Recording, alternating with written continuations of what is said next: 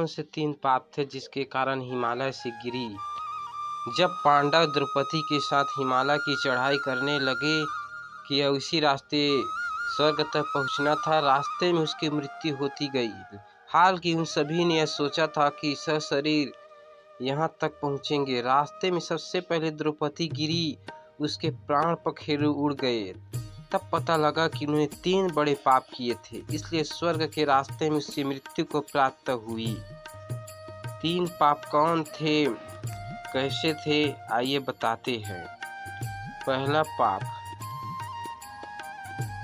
3 बड़े पाप यह है। सबसे पहला पाप, द्रौपदी ने अर्जुन को अपने अन्य पतियों की तुलना में अधिक प्रेम और महत्व दिया था, जो धर्म के अनुसार अनुचित था। एक पत्नी का कर्तव्य सभी पति के प्रति सम्मान भाव रखना था, लेकिन द्रौपदी ऐसा नहीं कर पाई। ये उसका सबसे बड़ा पाप था, जो अर्जुन को लेकर सबसे ज़्यादा फिक्र करती थी। किसी भी पति के साथ रहने पर भी उन्हें अर्जुन का ही ख्याल रखता था। तब अर्जुन ने दूसरी शादी की तो द्रौपदी सबसे ज़्यादा विचलित और नाराज हुई।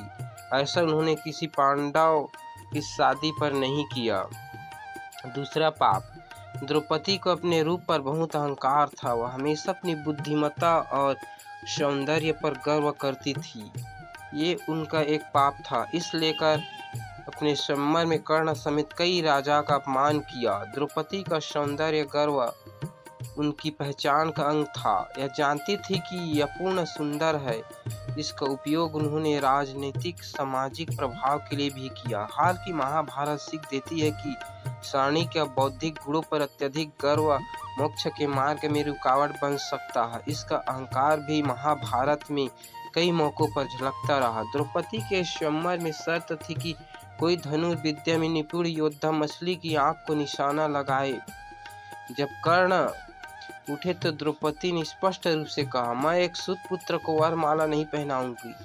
ये इसके अहंकार का पहलू था। द्रौपदी ने अपने राजकुलीन अभिमान जातिगत दम को प्रकट किया। तीसरा पाप, उन्होंने दुर्योधन का जिस तरह अपमान किया वो वाकई गलत था, गलत तरीके से किया गया। द्रौपदी ने दुर्योधन कंधे का पुत्र अंधा कहकर अपमान किया था, जिसके पाप का प्रभाव भी उसके जीवन में रहा। पांडव के जीवन में इसके बाद ही कष्ट आने शुरू हुए। इसी वजह से उन्होंने वनवास हुआ और उसकी परिणति महाभारत जैसे युद्ध के रूप में हुई थी। एक राजकुमारी होने के नाते उसे इतना कठोर अपमान नहीं करना चाहिए था। इस घटना ने दुर्योधन के मन में द्रौपदी और पांडव के प्रति घृणा भर दी, जो चिरहरण महाभारत युद्ध का एक कारण बना।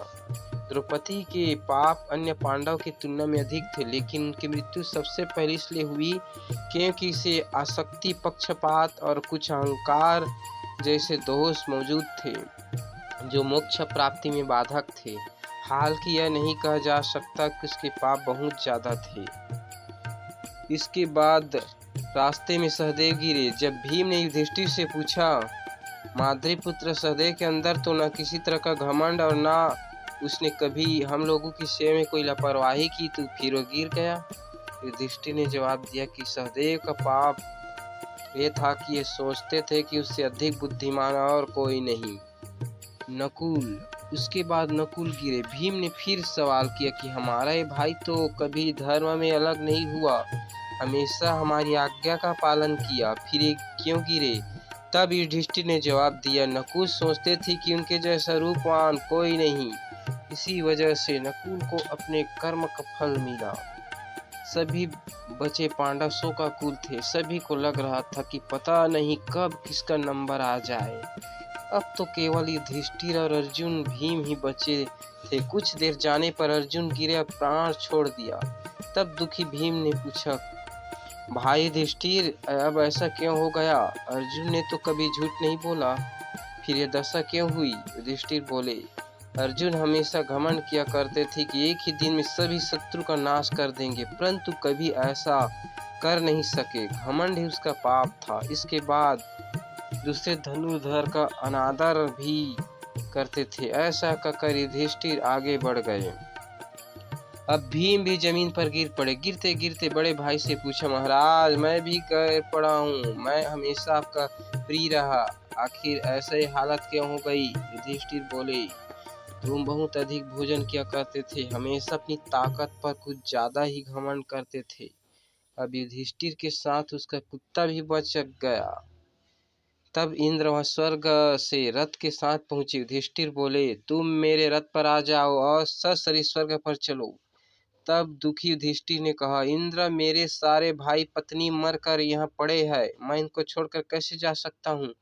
तब इंद्र ने कहा, ये लोग देह छोड़कर पहले ही स्वर्ग पहुंच चुके हैं, इसलिए धर्मराज आप मेरे साथ चलिए। तब भी वह तैयार नहीं हुआ। उन्होंने कहा, युधिष्ठिर बोले, वह कुत्ता मेरा भक्त है, मैं इसे भी अपने साथ ले जाना चाहता हूँ, नहीं तो ये मेरी निर्दयता होगी। इंद्र ने फिर युधिष्ठिर को समझाने की कोशिश की, कुत्ते को छोड़ दे, लेकिन युधिष्ठिर नहीं माने। तब आखिरकार इंद्र को मानना पड़ा। अब कुत्ते की जगह भगवान धर्म प्रकट हो गए। युधिष्ठिर की तारीफ करते हुए बोले, तुमने जिस तरह भक्त कुत्ते के लिए दया दिखलाई, इससे तुम्हें साबित कर दिया कि तुम ही हर तरह से श्रेष्ठ हो, सशरीर स्वर्ग में पहुंचोगे। तब इंद्र उन्हें अपने रथ पर बिठाकर स्वर्ग ले गए, जहाँ पांडव पहले से मौजूद थे। दोस्तों, अगर